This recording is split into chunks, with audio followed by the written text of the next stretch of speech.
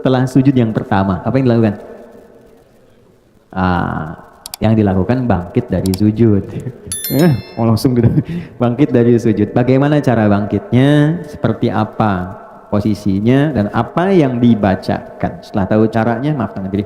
Saya perbaiki. Setelah tahu caranya, kemudian bacaannya, baru kemudian hikmahnya. Saya boleh beri catatan dulu ya, sebentar. Untuk pertemuan berikutnya, dengan segala kerendahan hati, kalau ada meja itu ya, agak lebar dan lebih kuat, bisa dihadirkan Mas Miko ya.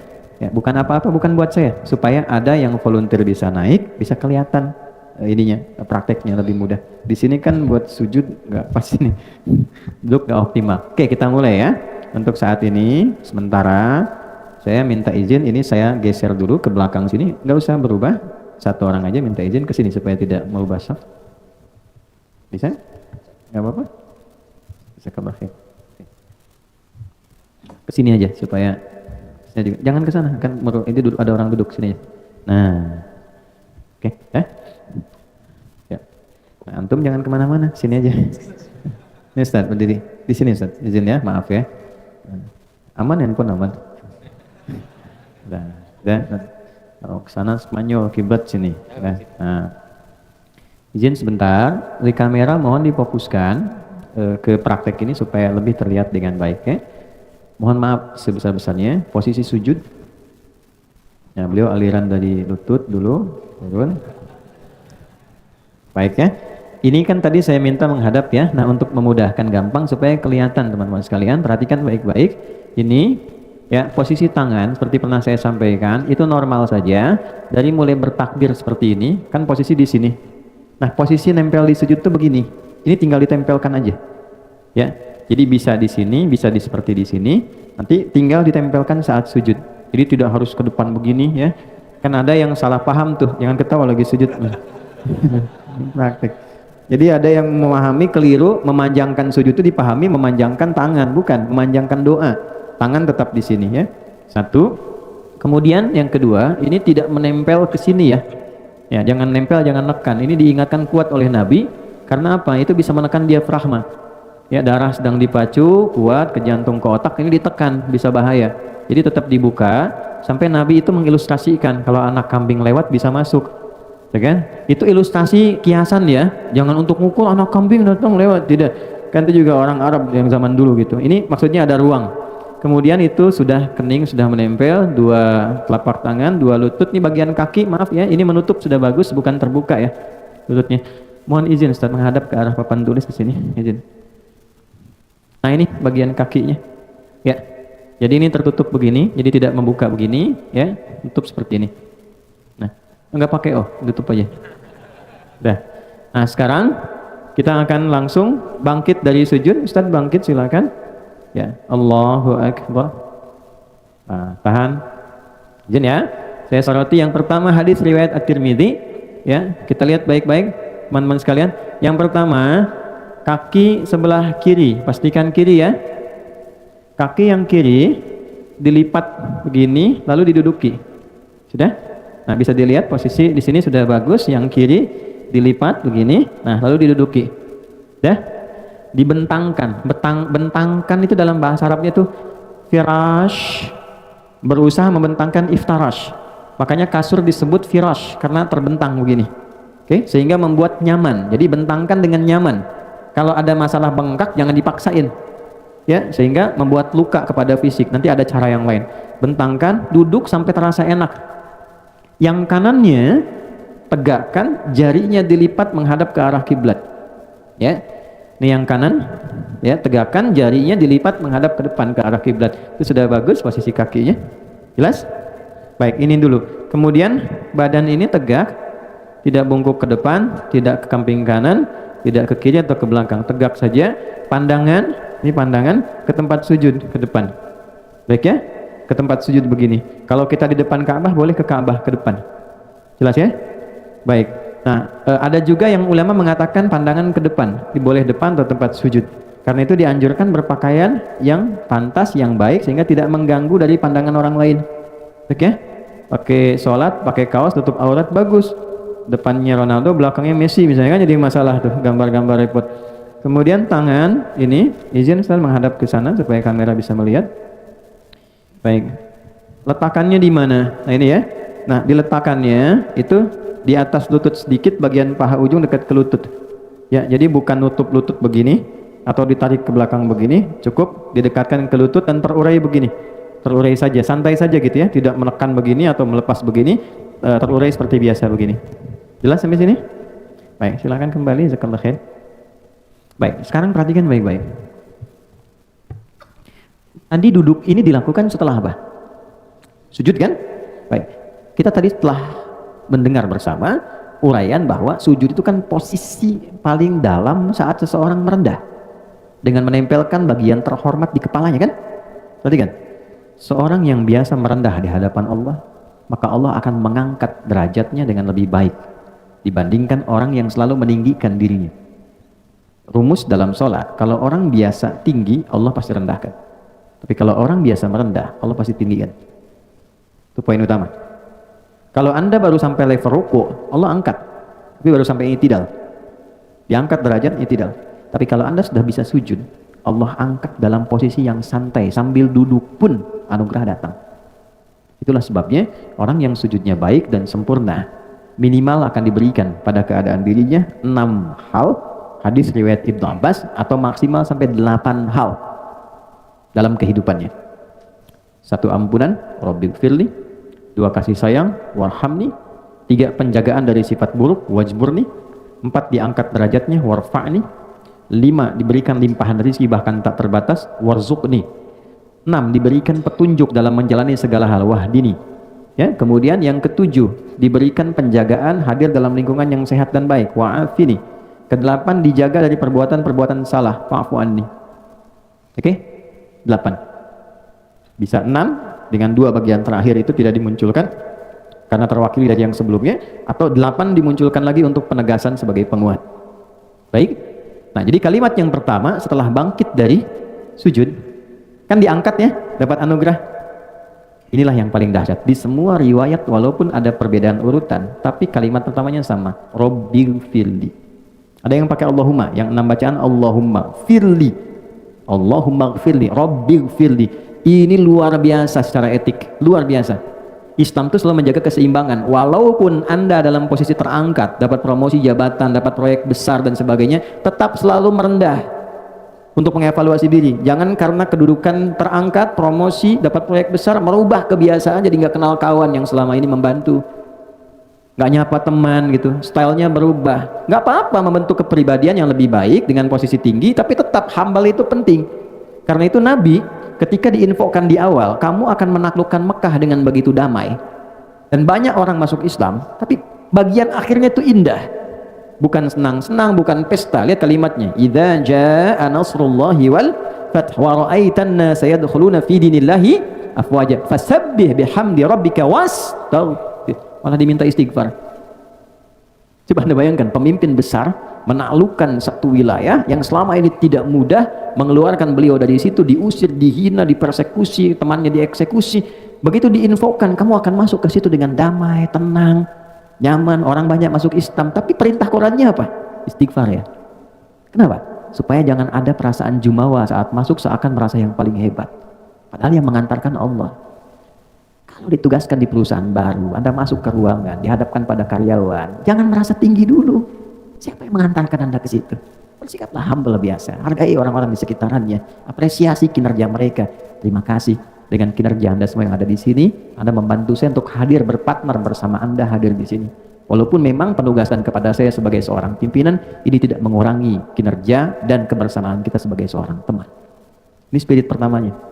Jadi kalau ditempatkan dalam posisi tinggi yang nyaman pun, jangan lupa untuk koreksi diri. Itu poinnya. Dan ini diajarkan dan perintah langsung dari Allah kepada Nabi SAW. Orang yang terbiasa menempatkan diri seperti itu dalam setiap kondisi dan keadaannya, maka apa yang terjadi? Warhamni. Allah turunkan rahmat yang menyayangi dan meliputi ia dalam setiap gerak dan langkahnya. Warhamni.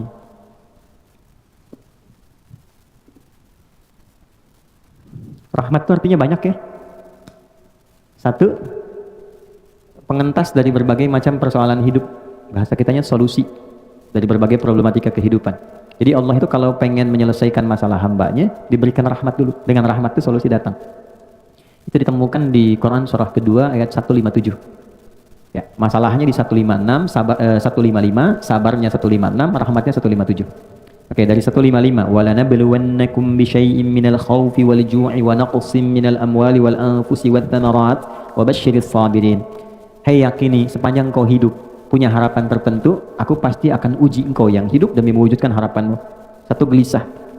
Ya, gelisah itu termasuk ujian. Khawatir, gelisah. Ini gelisah, kapan Ustadz selesai nih? Ya, kapan waktu ini jemput dan macam-macam. Ada. Walju, lapar. Ya, nih di masjid ini ada makan siangnya enggak nanti nih, ada snacknya enggak macam. Ya. Wa naqsi minal amwal, harta berkurang. Kemarin proyek bagus, sekarang berkurang. Wal anfus, kadang sakit, ada rekan yang meninggal dan sebagainya. Wat thamarat, hasil kerja keras kita, proyek kita, tender kita kok diambil orang. Ya, itu ada yang saya koreksi sedikit, diterjemah diartikan buah-buahan. Saya agak kurang setuju dengan terjemahan itu karena agak rasa kurang adil. Kalau tukang buah saja, tukang sayur gimana gitu ya yang lainnya. Nah, jadi maksudnya itu bahasa kiasan di balaghah. Buah-buahan itu kan orang nanam dulu dari benih jadi pohon, keluar kemudian sebagainya bunga, jadi yang siap dipanen besok, mangga udah jadi, besok mau panen, malamnya diambil orang. Anda nyiapkan studi, disusun proposal bagus, majukan tender, Anda harusnya menang, diserobot orang. Itu maksudnya. Hasil kerja keras kita diambil orang. Wa basyiris sabirin. Gembiralah, berbahagialah orang sabar. Ini menarik ya. Ada orang dikasih masalah malah senang. Tuh, bisa nggak sampai ke level itu? Ya, punya masalah malah senang. Bisa nggak? Karena bahasa Qur'annya berikan kabar gembira pada orang sabar. Jadi ada orang yang gembira ketika menerima masalah. Ya, kok bisa gitu? Sendal hilang malah gembira, keluar sini sendal hilang gembira, ya kan? Tapi gembira itu bukan menghilangkan ikhtiar. Gembira alhamdulillah, pulang tanpa sendal, bukan begitu ya, itu salah namanya. Dia tetap berikhtiar tapi gembira menerima itu. Kenapa dia gembira? Karena tadi di awal dia tahu masalah itu jalan mengabulkan doanya. Jadi kalau Anda sedang punya masalah, catat tadi malam doa apa, nah, itu jalannya. Jadi begitu Allah kirimkan itu, dia senang, ternyata Allah kabulkan lewat jalan itu. Maka dia terima dulu dengan sabar. Sabar itu menerima apa yang Allah berikan kepada kita dengan berusaha mencari jalan ikhtiar sesuai dengan pedoman yang telah Allah tetapkan. Lalu kuatkan diri, kuatkan dulu supaya ada motivasi. Cara menguatkannya ayat 156. Alladzina idza asabathum musibah qalu inna lillahi wa inna ilaihi. Persoalannya ayat ini sering dibatasi bacaannya kalau ada orang meninggal. Padahal ini ayat umum terkait dengan ujian hidup. Ya Allah, engkau yang kasih, engkau pasti berikan solusinya juga. Ya Allah, terima kasih, aku berdoa, engkau kirim ujian, engkau pasti kirim jawabannya juga. Itu maksudnya. Nanti ditafsir di Al-Insyirah, inna ma'al usri, pasti ada solusinya, pasti bisa. Itu poinnya, katakan pada diri kita. Itu ada ayat yang meminta kita mengatakan untuk memotivasi diri. Jadi kalau sedang ada masalah berat, katakan, ini pasti selesai, bisa. Itu kita punya ayatnya, mas. Yang praktekan Jepang loh. Jepang tuh dari kecil dilatih, kamu bisa ini. Dulu kan 96 ya Mas Adi, 97 ada acara Benteng Takeshi itu. Ya, naklukan Benteng Takeshi, bikin meriam-meriaman, kan reporternya datang, kamu bisa itu kan. Ya kalau nggak salah itu kan. Masa-masa Dragon di TPI kalau nggak salah jam 7. Ya, kan ada Dragon Ball tuh yang tulisan Susuke Watanabe ya. Kemarin kan pengisinya baru meninggal tuh. Saya hafal itu, tahu saya. Yang Piccolo kan yang Kamehameha terus ada atasnya. Tapi saya nggak banyak nonton, cuman ini aja tahu, ini gambaran. Tapi saya melihat bahwa ini fitrah manusia. Kan kalau sudah di Kamehameha itu mati, terus di atasnya kan ada bulatan ya. Bulatan itu kan sukun. Sukun itu kan bulat, sukun itu kan tenang. Jadi kalau meninggal, usahakan pulangnya tenang. Ya ayat Tuhan nafsul mut, hei jiwa-jiwa yang tenang. Fitrah itu nggak bisa dihindari, nggak bisa dihindari. Ya perubahan apapun melahirkan kebaikan. Ya, sensei ya kalau pindah beralih itu kan pasti jadi, udah nih banyak kan. Dah sini aja nih, dah. Nah kalau sudah terasa motivasi diri kita, baru ayat 7-nya. Ulaika alaihim salawatum min rabbihim. Orang-orang yang selalu memotivasi diri ketika diuji, itu dipuji oleh Allah. Dia menerima itu dan meyakini sebagai pemberian Allah. Dipuji. Anda dipuji pimpinan, tokoh besar di Indonesia begitu senangnya. Kenapa nggak senang dipuji Allah? Setelah dapat pujian, warahmah. Ulaika alaihim salawatum min rabbihim warahmah. Ini dikasih rahmat, begitu rahmat diberikan, wa ulaika humul muhtadun, dibimbing oleh Allah untuk mendapatkan solusi. Jadi orang-orang yang sujudnya benar, ketika bangkit dari sujud, di antara anugerah terbesarnya adalah Allah selalu menghadirkan solusi dalam setiap masalah hidupnya. Gitu. Makanya seakan-akan gak punya masalah, padahal hidupnya banyak persoalannya, tapi Allah sudah ringankan sebelum dia dapatkan, karena sujudnya banyak. tawakalnya banyak. Apa dikira jadi ustadz itu nggak punya masalah? Tidak. Masalah antum kan diserahkan ke saya juga. Nanti habis ini pertanyaan tuh. Saya sebelum ke sini dapat kertas, baru datang kertas banyak tuh, masalah semua tuh. Soal rumah tangga orang, kreditan motor, riba ini, macam-macam, sampai masalah-masalah yang spesifik. Ya, nah itu hal-hal demikian, insya Allah Allah ringankan. Sepanjang apa terkoneksi sama Allah. Yang punya solusi Allah, yang punya rizki Allah, yang punya ketenangan Allah. Kenapa nggak kita sambungkan diri kita dalam sujud? Nggak ada yang paling enak dalam sujud. Punya persoalan, ambil wudhu, hadap kiblat, sholat, sujud, tumpahkan. Nggak apa-apa, nangis nggak apa-apa, tumpah. Keluar enak. Udah itu tenang. Allah tuh ngasih tenang dulu sebelum solusi. Itu pasti tenang dulu. Kalau sudah tenang, jiwanya nyaman. Jiwa yang tenang melahirkan kreativitas yang cemerlang. Catat tuh, bikin status. Wajburni, dijaga dari perilaku menyimpang, jaga dari aib. Ini kan pasti aib nih. Ya, maaf, lisan menyimpang, dari bicara yang baik jadi nggak baik, telinga menyimpang sampai ke kaki. Nah itu orang yang rajin sujudnya bagus, dijaga oleh Allah supaya konsisten berusaha dalam kebaikan. Ya, Rabbighfirli warhamni wajburni warfa'ni, diangkat derajat dengan cara yang baik. Diangkat derajat itu caranya macam-macam Allah itu. Ya, kadang-kadang nggak tampak, nanti cerita temannya. Ya, teman-teman musisi nggak tahu kalau ini tuh walaupun sudah nggak sama-sama tapi royaltinya masih dikasih gini. Dia nggak pernah cerita, tapi orang lain cerita. Sehingga pamornya baik, apresiasinya baik, macam-macam, kan? Ada ternyata unsur sudah naik, perusahaan bagus, dia suka perhatian, termak begini. Dia nggak cerita, tapi orang cerita, diangkat derajatnya. Ya, nanti kalau diangkat ke tempat yang orang tidak berdebat dengan posisinya, itu namanya maqaman mahmudah. Maqam itu posisi terbaik, ya. Tapi boleh jadi orang masih berdebat, kenapa harus dia? Ada kondisi ketika orang terpilih, orang nggak berdebat, memang dia harusnya. Memang dia yang pantas. Nah, itu maqaman mahmudah. Ternyata cara meraihnya dengan sujud. Saya jasakan amalannya dari Quran saat tahajud. Itu ada di Quran surah ke-17 ayat 79 sampai dengan 81. Quran surah 17 ayat 79. Nah, ini 80-nya saya lingkari di 9 ke-80. Tambahan untuk optimisnya ayat 81, bacaan Qurannya ayat 82. Dah, wa minal laili fatahajjad bi, dan dari sebagian malam cobalah bangun untuk tahajud. Allah nggak minta semuanya, sebagian aja.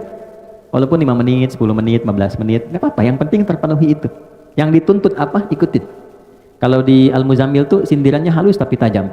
Innalaka fin nahari sabhan tawila. Duh, hamba Allah yang satu ini, kata Allah nih, siangnya begitu sibuk cari dunia. Ya. Lelah, malam-malam enakan pakai selimut tidur. Cita-cita masuk surga Firdaus lagi kata. Innalaka fin nahari sabhan tawila. Kamu ini begitu sibuk banget siang ya, sampai malam tuh enak pakai selimut. Kan Al-Muzammil dengan Al-Mudaththir itu beda. Kalau Mudaththir dithar, selimut melindungi dari kegelisahan, ketakutan. Kalau Muzammil, selimut kayak teman yang bikin tidur itu jadi enak. Kayak punya teman dengan berselimut tuh. Nah, itu maksudnya. Di suratnya Al-Muzammil, kamu ini kok sibuk banget ya katanya. Pagi sampai siang sampai ke malam, pas malam tidur pakai selimut kayak jadi teman, enak banget. Cita-cita masuk surga. Bangun dong dikit. Ya. Bangun malammu, sentuhannya akan kuat kepada jiwa. Bukankah ini yang sering kau ingin mohonkan kepada Allah untuk mengabulkan permintaanmu? Faqra'u ma tayassara minal Qur'an. Bangunlah, baca walaupun sedikit. Ya, jadi tuntutan Quran itu cuma bangun aja, baca walau sedikit. Itu aja. Walaupun cuma sebentar, Al-Falaq, An-Nas, yang penting terpenuhi dulu. Witir 1 rakaat aja, tunaikan dengan ikhlas. Baca surat Al-Ikhlas. Satu. Bangun, sujud, minta. Begitu terpenuhi poinnya, dinaik. Asa ayyab'atsaka rabbuka maqaman mahmuda. Hal pertama yang Allah berikan maqaman mahmuda. Nih warfa'ni. Ya, jadi kalau mau diangkat derajat itu ada 2 caranya. 1 pakai iman, 2 pakai ilmu. Pilih di antara 2 ini. Kalau pakai iman jalannya ibadah. Perbanyak ibadah, derajat Anda terangkat. Yang kedua ilmu. Ilmu makin tinggi, derajat Anda meningkat. Ya, S1 dengan S2 salarinya kan beda. Dengan S3 lain, tempat kerjanya sudah beda, itu sudah hukum. Itu ada di Quran surah 58 ayat 11. Yarfa'illahu alladhina amanu minkum walladhina utul ilma darajat. Wajburni warfa'ni warzuqni. Nah, rizki ini. Ya, rizki, perkara rizki ini enggak gelisah. Ini sering kali ini yang jadi persoalan dalam kehidupan rizki. Ya, maaf, jangan dibatasi pada uang saja. Uang, materi material itu rizki. Ya, pasangan itu rizki, keturunan rizki, ketenangan itu rizki. Orang sering abai dengan ketenangan. Saya perhatikan ada masalah nanti, ya, postmodern itu ada salah satu yang Nabi pernah mengingatkan dengan sangat kuat bahwa ada kondisi orang itu fokus sekali pada materi sehingga lupa dengan hal-hal yang paling substansial. Contoh begini, maaf dengan kalimat ini. Kalau suami itu diantara tugasnya apa? Cari nafkah, oke. Cari nafkah. Cari nafkah itu dapat rezeki kan? Untuk siapa? Keluarga kan? Nih, keluarga di dalam rumah, cari nafkah keluar rumah misalnya. Berarti nyarinya untuk ke dalam kan? Saya mau dapat uang, saya olah supaya di dalam rumah jadi nyaman, gitu kan? Baik, jadi yang paling penting itu harta yang di luar atau yang di dalam rumahnya?